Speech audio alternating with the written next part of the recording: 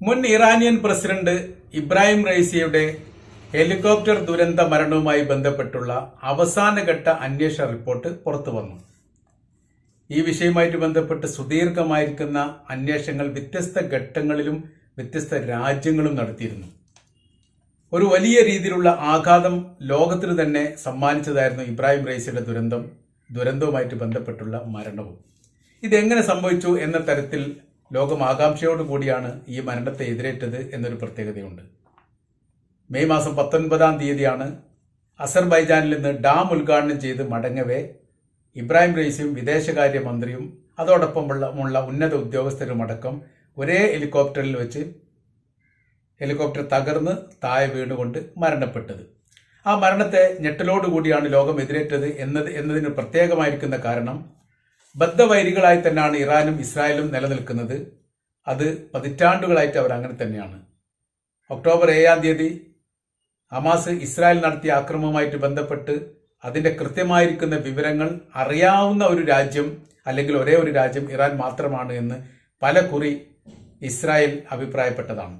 അവർക്ക് കൃത്യമായ രീതിയിൽ അറിയാമായിരുന്നു എന്നുള്ളതാണ് ഇസ്രായേലിന്റെ ഭാഗത്തുള്ള പരാമർശം. അങ്ങനെ അത് അവർ മൂടിവെച്ചു എന്നതിനാൽ വലിയ രീതിയിലുള്ള വാക്കേറ്റങ്ങൾ ഈ വിഷയവുമായിട്ട് ബന്ധപ്പെട്ട് തന്നെ ഉണ്ടായിരുന്നു എന്നുള്ളതും ഏറെക്കുറെ നമുക്കറിയാവുന്നതാണ്. അതോടനുബന്ധിച്ച് അമേരിക്കയുമായി ബന്ധപ്പെട്ട് വലിയ വിഷയം ഇറാനുമായിട്ട് പതിറ്റാണ്ടുകൾക്ക് മുമ്പേ ഉണ്ട്. ഇപ്പോഴും സാമ്പത്തിക ഉപരോധമുണ്ട്. വിദേശ രാജ്യങ്ങൾ തമ്മിലുള്ള ബന്ധങ്ങളൊന്നും അമേരിക്കയും ഇറാനും തമ്മിൽ ഇപ്പോഴും ഇല്ല എന്നുള്ളതും കൃത്യമാണ്. നയതന്ത്ര ഉദ്യോഗസ്ഥന്മാരെയോ എംബസിയോ അല്ലെങ്കിൽ കോൺസുലേറ്റ് പ്രവർത്തിക്കുന്ന ഒരു സംവിധാനം ഇറാനും അമേരിക്കയും തമ്മിൽ നിലവിലില്ല. ഇസ്രായേലും തമ്മിൽ നിലവിലില്ല. അതുകൊണ്ട് തന്നെ അവർ എല്ലാ കാലഘട്ടത്തിലും അകന്ന് ജീവിക്കുന്ന വിഭാഗമാണ്. ഈ അക്രമത്തോടുകൂടി ഹമാസിന്റെ അക്രമത്തോടുകൂടി യുദ്ധത്തിന്റെ പുതിയൊരു രൂപവും ഭാവവും ലോകത്തുണ്ടായിരിക്കുന്നു എന്ന് മാത്രമല്ല, അത് ശക്തമായ രീതിയിലുള്ള പ്രതിരോധങ്ങൾ ഇസ്രായേൽ ഉണ്ടാക്കിയിട്ടും അല്ലെങ്കിൽ അക്രമം ഉണ്ടാക്കിയിട്ടും അവരുടെ ലക്ഷ്യപ്രാപ്തി കൈവരിക്കാൻ വേണ്ടി സാധിക്കാത്തതിന്റെ പിന്നിൽ ഹമാസിനെ ആയുധപരമായും സായുധമായും സാമ്പത്തികമായും സഹായിക്കുന്നത് ഇറാനാണ് എന്നുള്ളത് ഇസ്രായേൽ എല്ലാ കാലത്തും പറയുന്നതാണ്. ഇങ്ങനെയൊക്കെ ഒരു യുദ്ധമുഖത്ത് നിലനിൽക്കുന്ന ഒരു രാജ്യമായ ഇറാൻ, അതിന്റെ ഏറ്റവും പരമോന്നത നേതാക്കളിൽ ഒരാളായിരിക്കുന്ന ഇറാന്റെ പ്രസിഡന്റ് ഇബ്രാഹിം റൈസി ആ യുദ്ധമുഹൂർത്തത്തിൽ ഹെലികോപ്റ്റർ ഉപയോഗിച്ചുകൊണ്ട് അസർബൈജാനിലേക്ക് യാത്ര നടത്തിയത് തന്നെ രാഷ്ട്രീയ നിരീക്ഷകർ വലിയ വിമർശനത്തിന് വിധേയമാക്കിയ കാര്യമാണ്. യുദ്ധമുനമ്പിലുള്ള അല്ലെ യുദ്ധമുഖത്തുള്ള ഒരു രാജ്യത്തിന്റെ ഭരണാധികാരി മറ്റൊരു രാജ്യത്തേക്ക് ഇത്രയും വളരെ ലോലമായിരിക്കുന്ന വളരെ ലളിതമായിരിക്കുന്ന വാഹനങ്ങൾ ഉപയോഗിച്ചുകൊണ്ട് യാത്ര ചെയ്യാൻ തന്നെ പാടില്ല. മറ്റൊരർത്ഥത്തിൽ പറഞ്ഞാൽ രാജ്യം വിട്ടുകൊണ്ട് മറ്റൊരു രാജ്യത്തേക്ക് യുദ്ധമുഹൂർത്തത്തിൽ ഒരു രാജ്യത്തിലെ ഭരണാധികാരി പോവാറില്ല. അത് വളരെ നിസ്സാരവൽക്കരിച്ചുകൊണ്ടാണ് ഇബ്രാഹിം റൈസി അസർബൈജാനിൽ എത്തിയത്. അത് തന്നെ തെറ്റായിരിക്കുന്ന കാര്യമാണ് എന്നും അന്നൊക്കെ അഭിപ്രായം വന്നതാണ്. അതോടനുബന്ധിച്ച് ഈ ദുരന്തത്തെ വലിയ ഞെട്ടലോടുകൂടിയാണ് തുർക്കിയും റഷ്യയും അടങ്ങുന്ന ഇറാന് പിന്തുണ നൽകുന്ന രാജ്യങ്ങളൊക്കെ അഭിപ്രായപ്പെട്ടത്. ആ അഭിപ്രായപ്പെട്ടതോടനുബന്ധിച്ച് തുർക്കിയും റഷ്യയും തന്നെ അന്വേഷണം സംബന്ധമായിരിക്കുന്ന കാര്യത്തിന് മുന്നോട്ട് വന്നു. തുർക്കിയുടെ ഡ്രോണാണ് യഥാർത്ഥത്തിൽ ഇബ്രാഹിം റൈസിയുടെ ഹെലികോപ്റ്റർ കണ്ടുപിടിക്കാൻ തന്നെ വലിയ സഹായം നൽകിയത്. അങ്ങനെ അവരുടെ അന്വേഷണ റിപ്പോർട്ട് പുറത്തു വിട്ടിട്ടില്ല എന്നൊരു പ്രത്യേകതയുണ്ട്, ഏത് തരത്തിലാണ് എന്ന കാര്യത്തിലൊക്കെ. ആദ്യത്തെ പ്രാഥമിക റിപ്പോർട്ട് ഇറാൻ പുറത്തുവിട്ടത് അങ്ങനെ മറ്റ് ബാഹ്യ ശക്തികൾ ഈ അക്രമവുമായിട്ട് ബന്ധപ്പെട്ട് ഒരു പങ്കാളിത്തവും വഹിച്ചിട്ടില്ല എന്നുള്ളതാണ്. റഷ്യയോ ഇസ്രായേലോ അതല്ലെങ്കിൽ അമേരിക്കയോ ഏതെങ്കിലും യൂറോപ്യൻ രാജ്യങ്ങളോ ഈ ദുരന്തവുമായിട്ട് ബന്ധപ്പെട്ട് എന്തെങ്കിലും പങ്കാളിത്തം വഹിച്ചിട്ടില്ല എന്നുള്ള പ്രാഥമിക അന്വേഷണം അവിടെ നിലനിർത്തിക്കൊണ്ട് തന്നെ ഒരു വിശാലമായിരിക്കുന്ന അന്വേഷണം രഹസ്യമായും പരസ്യമായും നടത്താൻ വേണ്ടി അന്ന് തന്നെ ഇറാൻ സർക്കാർ തീരുമാനിക്കുകയും ചെയ്തു. ആ റിപ്പോർട്ടാണ് ഇപ്പോൾ പുറത്തു വന്നത്. സർവ്വമേഖലയിലും പരിശോധന നടത്തിക്കൊണ്ടുള്ള റിപ്പോർട്ട് പ്രഖ്യാപിച്ചതോടനുബന്ധിച്ച് അവർ ഏത് വഴിയിലൂടെയാണ് യാത്ര ചെയ്തത്, എന്തൊക്കെയാണ് അന്വേഷണം നടത്തിയത് എന്നും അതിൽ പ്രത്യേകമായ രീതിയിൽ പറയുന്നത് വെടിയുണ്ട പതിഞ്ഞ പാടുകൾ ഹെലികോപ്റ്ററിന്റെ ഭാഗത്ത് അവർ പരിശോധന നടത്തി എന്നുള്ളതാണ്. അതോടൊപ്പം തന്നെ ബാഹ്യശക്തികൾ മറ്റെന്തെങ്കിലും ആയുധങ്ങൾ ഉപയോഗിച്ചുകൊണ്ട് ആക്രമിച്ചിട്ടുണ്ടോ എന്നുള്ള പരിശോധനയും അതിന്റെ തുടർച്ചയായ രീതിയിൽ നടത്തപ്പെട്ടു. സുരക്ഷാ വീഴ്ച ഉണ്ടോ എന്നുള്ളത് രണ്ട് രീതിയിലുള്ള സുരക്ഷാ വീഴ്ച. ഒന്ന്, ഇറാനിൽ നിന്ന് അസർബൈജാനിലേക്കുള്ള യാത്രയുമായിട്ട് ബന്ധപ്പെട്ട് 2 ഹെലികോപ്റ്റർ അതിന്റെ കൂടെ തന്നെ യാത്ര ചെയ്തിരുന്നു. അതിൽ സൈനികരായിരുന്നു, സുരക്ഷാ മേധാവികളായിരുന്നു. ആ ഹെലികോപ്റ്ററുമായിട്ട് ബന്ധപ്പെട്ട വിഷയത്തിൽ എന്തെങ്കിലും രഹസ്യമായിരിക്കുന്ന ചോർത്തലുമായിട്ട് ബന്ധപ്പെട്ട എന്തെങ്കിലും കാര്യങ്ങൾ ഉണ്ടായിരുന്നോ എന്നുള്ള പരിശോധനയാണ് നടത്തിയത്. രണ്ടാമത്തെ ഘട്ടം എന്ന് പറഞ്ഞാൽ അസർബൈജാനിലെ ആ ഉദ്ഘാടനം കഴിഞ്ഞു, ഡാമിന്റെ ഉദ്ഘാടനം കഴിഞ്ഞു മടങ്ങി വരുന്നതിനോടനുബന്ധിച്ച് അസർബൈജാനിലെ ഉദ്യോഗസ്ഥരുമായും അതല്ലെങ്കിൽ അവിടുത്തെ സൈനിക മേധാവികളുമായിട്ടും എന്തെങ്കിലും ഇടപെടലുകൾ അല്ലെങ്കിൽ അങ്ങനത്തെ എന്തെങ്കിലും രഹസ്യങ്ങൾ ചോരാനുള്ള സാധ്യതകൾ ഉണ്ടോ എന്ന കാര്യത്തിലും അതോടൊപ്പം തന്നെ ഒരേ ഹെലികോപ്റ്ററിന്റെ അകത്ത് രാജ്യത്തിന്റെ പ്രസിഡന്റും വിദേശകാര്യമന്ത്രിയും ഉന്നത ഉദ്യോഗസ്ഥന്മാരും യാത്ര ചെയ്യുന്നു. 2 ഹെലികോപ്റ്റർ കൂടെ പോകുന്ന സുരക്ഷയ്ക്കായി പോകുന്നവരിൽ ഈ സൈനിക ഉദ്യോഗസ്ഥർ മാത്രമേ ഉണ്ടാവുന്നുള്ളൂ. അവരുടെ ഹെലികോപ്റ്റർക്ക് യാതൊരു കേടുപാടുകളും വിഷയങ്ങളൊന്നും സംഭവിക്കാതെ അവർ ഇറാനിൽ തിരിച്ചെത്തുന്നു. അതോടൊപ്പം തന്നെ ഈ ഒരു ഹെലികോപ്റ്റർ മാത്രം ആക്രമണത്തിൽ പെടുന്നു. ഒരേ സമയത്ത് ഒരേ സ്ഥലത്തിലൂടെ ഒരേ റൂട്ടിലൂടെ സഞ്ചരിക്കുന്ന 3 ഹെലികോപ്റ്ററിൽ ഒന്ന് മാത്രം അപകടത്തിൽ പെടാനുള്ള കാരണത്തെക്കുറിച്ചും അവർ അന്വേഷിച്ചു. അതോടൊപ്പം പിന്നെ മറ്റൊരു ഭാഗം അവർ അന്വേഷിച്ചത് അമേരിക്കയുടെയും ഇസ്രായേലിന്റെയും മേധാവികളുടെ പരാമർശം എങ്ങനെയായിരുന്നു എന്നുള്ളതാണ്.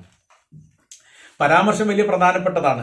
ആ പരാമർശം എന്ന് പറഞ്ഞാൽ സോഷ്യൽ മീഡിയയിൽ ഈ വിഷയവുമായിട്ട് ബന്ധപ്പെട്ട് ഗവൺമെന്റിന്റെ ഏതെങ്കിലും പ്രതിനിധികളോ അതല്ലെങ്കിൽ ഇറാനോട് വിരോധമുള്ള ഏതെങ്കിലും ഈ വ്യക്തികളോ എന്തെങ്കിലും പരാമർശം സോഷ്യൽ മീഡിയയിൽ നടത്തിയിട്ടുണ്ടോ, ഉണ്ടെങ്കിൽ അതും ഒരുപക്ഷെ കാരണമുണ്ടാകും എന്നതിന്റെ അടിസ്ഥാനത്തിൽ ഏകദേശം 10,000-കണക്കിന് സോഷ്യൽ മീഡിയ അക്കൗണ്ടുകൾ പരിശോധന നടത്തി എന്നുള്ളതുമാണ്. ഈ പരിശോധനയായിട്ട് ബന്ധപ്പെട്ട വിഷയം പ്രത്യേകമായി പറയാനുള്ള കാരണം, കഴിഞ്ഞ ആഴ്ച ഇവിടെ വെച്ച് ഇറാനിൽ വെച്ച് ഹമാസിന്റെ നേതാവ് ഇസ്മായിൽ ഹനിയ കൊല്ലപ്പെട്ടതുമായിട്ട് ബന്ധപ്പെട്ട് ഇന്ന് വരെ അതിന്റെ ഉത്തരവാദിത്തം ഇസ്രായേൽ ഏറ്റെടുത്തിട്ടില്ല. എങ്കിലും അവിടുന്ന് ചില പരാമർശങ്ങൾ പുറത്തു വന്നു. അത് ഗവൺമെന്റ് പ്രതിനിധി തന്നെ സോഷ്യൽ മീഡിയയിൽ ഈ കാര്യങ്ങളെ കുറിച്ച് പരാമർശിച്ചു. ആ പരാമർശിച്ച കാര്യം എന്ന് പറയുന്നത്, ലോകത്തിന്റെ തന്നെ ഒരു ശത്രുവായിരിക്കുന്ന ഒരു വ്യക്തിയാണ് മരണപ്പെട്ടു പോയത്, അല്ലെങ്കിൽ അത് ലോകം നീക്കം ചെയ്യപ്പെട്ടു. ഇനി ദുരന്തപരമായിരിക്കുന്ന അതല്ലെങ്കിൽ പൈശാചികമായിരിക്കുന്ന അക്രമ കാര്യങ്ങളൊന്നും ഉണ്ടാവില്ല എന്ന രീതിയിൽ വളരെ മോശമായ രീതിയിലുള്ള പരാമർശ വാക്കുകൾ പ്രയോഗിച്ചുകൊണ്ട് അങ്ങനെ ഒരു പരാമർശം നടത്തുന്ന സമയത്ത് ഇത് കരുതിക്കൂട്ടി തന്നെ ചെയ്തതാണെന്നുള്ളതും ഇതിന്റെ പിന്നോക്കം ഇസ്രായേലിന് പങ്കാളിത്തമുണ്ട് എന്ന് തെളിയുന്ന രീതിയിലൊക്കെ അല്ലെങ്കിൽ അങ്ങനെ വായിച്ചെടുക്കാൻ പറ്റുന്ന രൂപത്തിലാണ് യഥാർത്ഥത്തിൽ ഇദ്ദേഹം ഈ ഒരു പരാമർശം നടത്തിയത്. അത് ഗവൺമെന്റ് പ്രതിനിധിയായിരുന്നു. ഗവൺമെന്റ് മന്ത്രിമാർക്ക് പ്രത്യേകമായിരിക്കുന്ന നിർദ്ദേശം ഇസ്രായേലിന്റെ പ്രധാനമന്ത്രി നെതന്യാഹു നൽകിയത് ഒരു പരാമർശം പോലും ഈ വിഷയവുമായിട്ട് ബന്ധപ്പെട്ട് നടത്താൻ പാടില്ല എന്നുള്ളതാണ്. ഇദ്ദേഹം അതിന്റെ അപ്പുറം കയറിക്കൊണ്ടാണ് ഈ അഭിപ്രായം പറഞ്ഞത്. അതുകൊണ്ട് ഏറെക്കുറെ ഇസ്രായേലിനാണ് ഇതിന്റെ പങ്കാളിത്തം ഉള്ളത് എന്നുള്ളത് ലോകത്തിന് കൃത്യമായ രീതിയിൽ അറിയാവുന്നതാണ്. അവരിപ്പോഴും അത് അംഗീകരിച്ചിട്ടില്ല. അങ്ങനെ സാധാരണഗതിയിൽ അവർ അംഗീകരിക്കാറില്ല എന്നുള്ളതും യാഥാർത്ഥ്യമാണ്. അപ്പൊ അതുകൊണ്ടാണ് സോഷ്യൽ മീഡിയ കംപ്ലീറ്റ് അവർ പരിശോധന നടത്തി ഗവൺമെന്റ് തലത്തിൽ ബന്ധപ്പെടുന്ന ഏതെങ്കിലും വ്യക്തികൾ ഇബ്രാഹിം റൈസിയുടെ മരണവുമായിട്ട് ബന്ധപ്പെട്ട് എന്തെങ്കിലും പരാമർശങ്ങൾ നടത്തിയിട്ടുണ്ടോ എന്ന തരത്തിൽ. അപ്പോൾ ഹെലികോപ്റ്ററിന്റെ ഇഞ്ചനുമായിട്ട് ബന്ധപ്പെട്ട് കാലാവസ്ഥയുമായിട്ട് ബന്ധപ്പെട്ടും അതോടൊപ്പം തന്നെ അതിൽ എത്ര ഭാരം കയറ്റാം, ആ ഭാരത്തിനേക്കാൾ കൂടുതൽ ഭാരം അതിൽ കയറിയിട്ടുണ്ടോ എന്നുള്ള നിരീക്ഷണ പഠന കാര്യങ്ങളൊക്കെ കൃത്യമായ രീതിയിലാണ് ഇറാന് പഠനം നടത്തിയത്. കാര്യം എന്ന് പറഞ്ഞാൽ ഒരു ലോക യുദ്ധത്തിലേക്ക് കാര്യങ്ങൾ എത്തുന്ന വലിയ രീതിയിലുള്ള ഒരു ദുരന്തമാണ് ഇറാന്റെ പ്രസിഡന്റ് ഇബ്രാഹിം റൈസിയുടെ മരണം എന്നുള്ളത് ലോകത്തിന് അറിയാവുന്നതാണ്. ഒരു രാജ്യത്തിന്റെ പ്രസിഡന്റിനെ മറ്റൊരു ദേശത്ത് വെച്ച് കൊലപ്പെടുത്തുക എന്ന് പറഞ്ഞത് അത് ഏകദേശം ഒരു മഹായുദ്ധത്തെ ക്ഷണിച്ചു വരുത്താനുള്ള ക്ഷണക്കത്തായിട്ട് പരിഗണിക്കാൻ വേണ്ടി സാധിക്കും. 1-ാം ലോക യുദ്ധത്തിന്റെ മകനാണ് അല്ലെങ്കിൽ കുട്ടിയാണ് 2-ാം ലോക യുദ്ധം എന്ന് പറയുന്നതിന്റെ കാര്യം എന്ന് പറയുന്നത് അതിൽ നിന്നുണ്ടായിരിക്കുന്ന അസ്വാസ്ഥ്യങ്ങളും പ്രയാസങ്ങളുമാണ് 2-ാം ലോക യുദ്ധത്തിലേക്ക് എത്തിച്ചത്. അപ്പോൾ ഒന്നിൽ നിന്ന് ഒന്നുണ്ടാകുന്നു എന്നുള്ളത് ഏറെക്കുറെ ഉറപ്പാണ്. അപ്പൊ ഇവിടെ നിന്ന് മനസ്സിലാക്കേണ്ട കാര്യം, അത്തരം എന്തെങ്കിലും ഒരു വിഷയങ്ങൾ ഉണ്ടെങ്കിൽ യഥാർത്ഥത്തിൽ ഒരു മഹായുദ്ധം തീർച്ചയായിട്ടും അതിന് തൊട്ടടുത്ത ദിവസം വരാനുള്ള സാധ്യത വളരെ കൂടുതലാണ് എന്നതിനാൽ വളരെ കൃത്യമായ സൂക്ഷ്മമായ രീതിയിലും തന്നെയാണ് ഈ കാര്യത്തെ പരാമർശിച്ചത്. അതുകൊണ്ടാണ് പ്രാഥമികമായിരിക്കുന്ന അന്വേഷണം ഇറാനെ സംബന്ധിച്ചിടത്തോളം അതിൽ മറ്റൊരു രാജ്യത്തിന്റെ പങ്കാളിത്തമുണ്ട് എന്ന് മനസ്സിലാക്കാൻ സാധിച്ചിട്ടില്ല എന്നുള്ളതും വിശാലമായിരിക്കുന്ന ഒരു അന്വേഷണത്തിന് പ്രഖ്യാപനം നടത്തിയിരിക്കുന്നു എന്നൊരു പ്രഖ്യാപനം അന്ന് തന്നെ പുറത്തു വന്നത്. അതോടൊപ്പം തന്നെ തങ്ങൾക്ക് പങ്കാളിത്തമില്ല എന്ന് ഇസ്രായേലും അതോടൊപ്പം തന്നെ തങ്ങൾക്ക് പങ്കാളിത്തമില്ല എന്ന് അമേരിക്കയും പറഞ്ഞു. അമേരിക്കയും ഇസ്രായേലും അങ്ങനെ പറഞ്ഞു എന്നതുകൊണ്ട് ലോകം അത് അപ്പാടെ വിശ്വസിക്കില്ല എന്നുള്ളത് ഉറപ്പാണ്. കാര്യം എന്ന് പറയുന്നത് പല രാഷ്ട്ര ഭരണാധികാരികളെയും കൊലപ്പെടുത്തിയതുമായിട്ട് ബന്ധപ്പെട്ട് അമേരിക്കയ്ക്ക് നേരിട്ട് പങ്കാളിത്തമുണ്ട് എന്നുള്ളത് നമുക്കറിയാവുന്നതാണ്. സദ്ദാം ഹുസൈൻ ആണെങ്കിലും ലിബിയയുടെ പ്രസിഡന്റ് ഗദ്ദാഫി ആണെങ്കിലും മറ്റു പല ഭരണാധികാരികളിലേക്കൊക്കെ നീങ്ങുന്ന സമയത്ത് ഏറെക്കുറെ അവർ ചെയ്യുന്ന പ്രവർത്തന കാര്യങ്ങൾ ഇങ്ങനെയൊക്കെ തന്നെയാണ് എന്നുള്ളത് ലോകത്തിന് അറിയാവുന്നതാണ്. അതൊരു വലിയ ഭയപ്പാടുണ്ടായിരുന്നു. അതുകൊണ്ട് ഈ കാര്യം വളരെ കൃത്യമായ രീതിയിൽ പഠിച്ചുകൊണ്ട് ലോകത്തിനോട് ഈ കാര്യങ്ങൾ സംസാരിക്കുക എന്നുള്ളത് ഇറാന്റെ നിർബന്ധമായിരിക്കുന്ന കാര്യമായിട്ട് തന്നെയാണ് വിലയിരുത്തുന്നത്. അങ്ങനെയാണ് ആ റിപ്പോർട്ട് അവർ പുറത്തുവിടുന്നത്. പുറത്തുവിട്ട റിപ്പോർട്ടിന്റെ അടിസ്ഥാനത്തിൽ അവർ പറയുന്ന കാര്യം, യാതൊരു തരത്തിലുള്ള യാതൊരു തരത്തിലുള്ള അക്രമങ്ങളോ അതല്ലെങ്കിൽ പുറത്തു നിന്നുള്ള ഏതെങ്കിലും ഇടപെടലുകളോ ഈ ഹെലികോപ്റ്റർ ദുരന്തവുമായിട്ട് ബന്ധപ്പെട്ട് നടത്തിയിട്ടില്ല എന്ന് ഞങ്ങൾക്ക് ബോധ്യമായിരിക്കുന്നു. 63-കാരനായിരിക്കുന്ന ഞങ്ങളുടെ പ്രസിഡന്റ് മെയ് മാസം 19-ാം തീയതി 2024 അസർബൈജാനിൽ നിന്ന് ഇറാൻ എന്ന് പറയുന്ന ഞങ്ങളുടെ തലസ്ഥാന നഗരിയിലേക്ക് ഞങ്ങളുടെ രാജ്യത്തേക്ക് വരുന്നതിനിടയിൽ കൊല്ലപ്പെടുന്നത്. ഞങ്ങൾ ആദ്യം തന്നെ നിരീക്ഷിക്കപ്പെട്ടത് ഹെലികോപ്റ്ററുമായിട്ട് ബന്ധപ്പെട്ട ഹെലികോപ്റ്ററിന്റെ ഭാഗങ്ങളിൽ കൃത്യമായ രീതിയിൽ പരിശോധന നടത്തുന്ന സമയത്ത് എന്തെങ്കിലും വെടിവെച്ച രൂപങ്ങളോ അടയാളങ്ങളോ അതുമായിട്ട് ബന്ധപ്പെട്ടും മറ്റെന്തെങ്കിലും ബാഹ്യശക്തികൾ പ്രവർത്തിച്ചിട്ടുണ്ടെങ്കിൽ അതുമായിട്ട് ബന്ധപ്പെട്ടുള്ള വലിയ നിരീക്ഷണങ്ങളും വലിയ പരിശോധന നടത്തി. ആ പരിശോധന നടത്തിയതിലൊന്നും അങ്ങനെ ഏതെങ്കിലും ഒരു തരത്തിലുള്ള ഇടപെടലുകൾ നടത്തിയിട്ടില്ല എന്ന് ഞങ്ങൾക്ക് വ്യക്തമായി എന്നും ആ വ്യക്തത ലോകത്തോട് ഞങ്ങൾ പറയുകയാണ് എന്നുമാണ് ഇറാന്റെ അന്വേഷണ ഏജൻസി ഈ വിഷയവുമായിട്ട് ബന്ധപ്പെട്ട് കൃത്യമായ രീതിയിൽ തന്നെ മറുപടി പറഞ്ഞത്. ഒരു യുദ്ധം ഒഴിവാക്കാൻ വേണ്ടി പല രാജ്യങ്ങളിലും പറയുന്ന കാര്യം തന്നെയാണ്. ഇസ്രായേലിനോ അല്ലെങ്കിൽ അമേരിക്കക്കോ ഇതിൽ യാതൊരു തരത്തിലും പങ്കാളിത്തം ഉണ്ടാവാതിരിക്കട്ടെ എന്ന് പ്രാർത്ഥിച്ചവർ പോലുമുണ്ട്. അതിന്റെ കാര്യം എന്ന് പറയുന്നത് അങ്ങനെ ഉണ്ടായിട്ടുണ്ടെങ്കിൽ ഒരു മഹായുദ്ധമായിരുന്നു ഇപ്പോൾ അഭിമുഖീകരിക്കേണ്ടി വരുന്നത് എന്നുള്ളത് ഏറെക്കുറെ ഉറപ്പാണ്. അപ്പൊ അതുകൊണ്ട് ഒരു അന്വേഷണ ഏജൻസിയുടെ ഏതെങ്കിലും തരത്തിലുള്ള വിവരത്തിന്റെ അടിസ്ഥാനത്തിലും ഞങ്ങൾ എല്ലാ കാര്യവും സൂക്ഷ്മമായ രീതിയിൽ പരിശോധിച്ചിട്ടും യഥാർത്ഥത്തിൽ ഈ മരണവുമായിട്ട് ബന്ധപ്പെട്ട് എന്തെങ്കിലും ഒരു ബാഹ്യശക്തിയുടെ ഇടപെടൽ കണ്ടെത്താനുള്ള ഒരു തെളിവുകളും തങ്ങൾക്ക് ഉണ്ടായിട്ടില്ല എന്നുള്ളതാണ് ഏറ്റവും വലിയ അന്വേഷണ കാര്യങ്ങളാണ്. അത് ഇറാന്റെ ഭരണാധികാരികളുടെ നിർദ്ദേശപ്രകാരം അവിടുത്തെ അന്വേഷണ ഏജൻസി നടത്തിയത്. ഈ ചൈനയും റഷ്യയും തുർക്കിയും അതിന് പിന്തുണ നൽകുകയും അവർക്ക് സഹായം നൽകുകയും ചെയ്തു. എന്നാൽ അവർ മേശപ്പുറത്ത് വെച്ചിരിക്കുന്ന റിപ്പോർട്ട് എന്ന് പറയുന്നത് ബാഹ്യശക്തികളുടെ യാതൊരു പങ്കാളിത്തം തെളിയിക്കാൻ ഉതകുന്ന ഒരു തരത്തിലുള്ള തെളിവും തങ്ങൾക്ക് ഈ അന്വേഷണത്തിന്റെ എവിടെയും വെച്ച് കണ്ടെത്താൻ വേണ്ടി സാധിക്കുകയില്ല. അതിനാൽ ഇത് ഏതെങ്കിലും തരത്തിലുള്ള മറ്റ് രാജ്യങ്ങളുടെ ഇടപെടൽ മൂലമല്ല ദുരന്തമുണ്ടായത്.